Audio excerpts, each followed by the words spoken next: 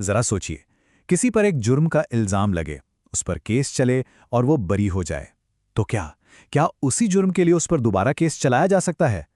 ये सवाल सिर्फ कानूनी दांवपेच का नहीं है। नहीं, ये तो सीधे सीधे फेयरनेस यानी कि निष्पक्षता के उसूल से जुड़ा है। आज हम इसी बड़े ही दिलचस्प नियम को समझने वाले हैं, जिसे कहते हैं दोहरे दंड का कानून। तो सवाल बिल्कुल सीधा है, लेकिन इसका जवाब कानून की एक बहुत ही पावरफुल सोच में छिपा है। डबल जेपर्डी या दोहरे दंड का नियम, ये सिर्फ एक लीगल टर्म नहीं है, बल्कि हर नागरिक के लिए एक बहुत बड़ी सुरक्षा है, जो उसे बार बार की कानूनी खींचतान से बचाती है। तो इस पूरे मामले को ठीक से समझने के लिए हम इसे 5 हिस्सों में देखेंगे। पहले समझेंगे कि ये एक मुकदमा नियम है क्या, फिर हमारे कानून में इसके बारे में क्या लिखा है, इसके कुछ बहुत जरूरी अपवादों को जानेंगे, देखेंगे कि कोर्ट में असल में होता क्या है, और आखिर में ये भी समझेंगे कि ये पूरा सिस्टम इतना जरूरी क्यों है। तो चलिए शुरू करते हैं पहले पॉइंट से। ये एक मुकदमा नियम आखिर है क्या? देखिए, ये सिर्फ एक कानूनी प्रक्रिया का हिस्सा नहीं है, ये हमारे जस्टिस सिस्टम के भरोसे की बुनियाद है कि न्याय जो है वो निष्पक्ष होना चाहिए। इस पूरे कॉन्सेप्ट को कहते हैं डबल जेपर्डी। इसके पीछे 2 बहुत पुराने लैटिन शब्द हैं, ऑट्रिफॉइस एक्विट मतलब पहले ही बरी हो चुका, और ऑट्रिफॉइस कन्विक्ट मतलब पहले ही दोषी ठहराया जा चुका। आसान भाषा में इसका मतलब बस इतना है, अगर एक अदालत ने किसी केस में अपना फैसला सुना दिया है, चाहे सजा दी हो या रिहा किया हो, तो उसी जुर्म के लिए उस इंसान पर दोबारा केस नहीं चल सकता, फुल स्टॉप। और भारत में ये सिर्फ एक सोच नहीं है, इसे हमारे कानून में बाकायदा लिखा गया है। चलिए अब देखते हैं भारतीय नागरिक सुरक्षा संहिता यानी BNSS की धारा 337 को, जो इस नियम को बिल्कुल साफ साफ बताती है। हाँ, ये वही नई संहिता है जो पुरानी CRPC की जगह आई है। कानून की भाषा बिल्कुल क्लियर है। अगर किसी शख्स पर एक काबिल अदालत में मुकदमा चला और फैसला आ गया, तो जब तक वो फैसला लागू है, उसे उसी जुर्म के लिए दोबारा कटघरे में नहीं लाया जा सकता। ये एक तरह की कानूनी गारंटी है। अच्छा, तो ये प्रोटेक्शन मिलता कब है? इसके लिए 2 शर्तें हैं जो पूरी होनी चाहिए। पहली कि जो पहला केस चला था वो एक ऐसी कोर्ट में चला हो जिसके पास उस केस को सुनने का अधिकार था, और दूसरी कि उस कोर्ट का जो भी फैसला था, सजा का या रिहाई का, वो अभी भी लागू हो, उसे किसी बड़ी अदालत ने खारिज न किया हो। चलिए इसे एक सिंपल से उदाहरण से समझते हैं जो सीधे कानून की किताब से ही है। मान लीजिए क नाम का एक आदमी है, उस पर अपने मालिक के घर चोरी करने का आरोप लगता है। केस अदालत में जाता है और सबूतों के आधार पर उसे बरी कर दिया जाता है।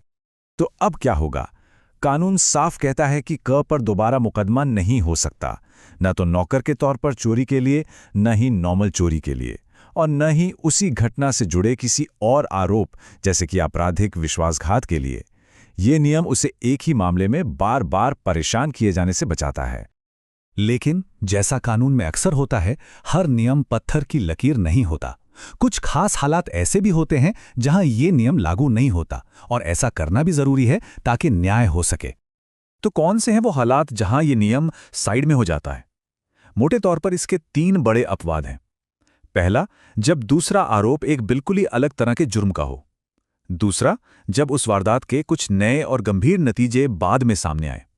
और तीसरा, जब पहली अदालत उस मामले को सुनने के लिए कानूनी तौर पर सक्षम ही ना हो। चलिए दूसरे अपवाद को जरा गौर से समझते हैं। नए परिणाम।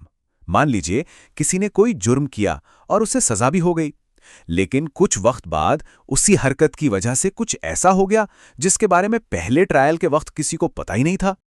इसका एक क्लासिक उदाहरण कानून में ही दिया गया है।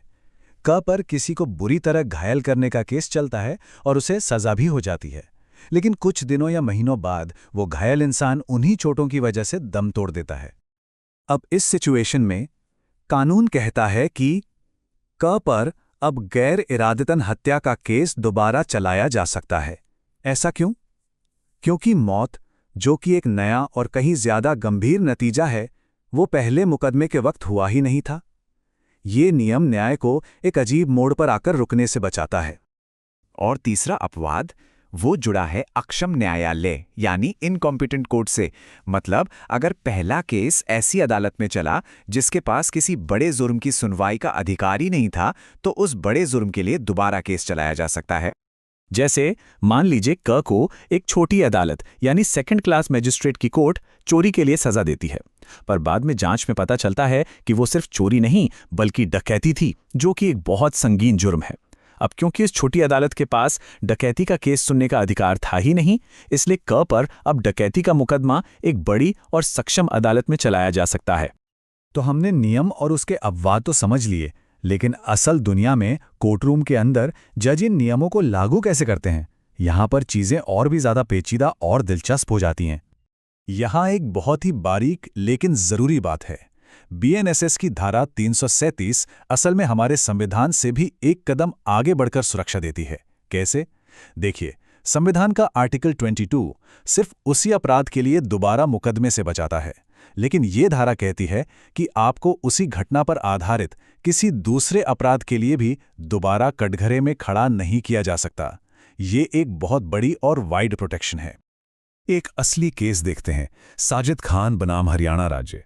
इस मामले में एक शख्स पर चेक बाउंस का केस चला और वो बरी हो गया। पहली नजर में लगा कि मामला खत्म, लेकिन कहानी में एक ट्विस्ट आया। उसी लेन देन को लेकर उस इंसान के खिलाफ क्रिमिनल फ्रॉड यानी आपराधिक धोखाधड़ी की एक और शिकायत हो गई। अब कोर्ट के सामने बड़ा सवाल ये था कि क्या ये डबल जेपर्डी के नियम के खिलाफ है? और जानते हैं कोर्ट का फैसला क्या आया? बड़ा चौंकाने वाला था। कोर्ट ने कहा, हाँ, धोखाधड़ी का मुकदमा चल सकता है। अब सवाल है क्यों? कोर्ट के मुताबिक भले ही लेन देन एक ही था, लेकिन दोनों जुर्म की जो रेसिपी है ना, वो अलग अलग है।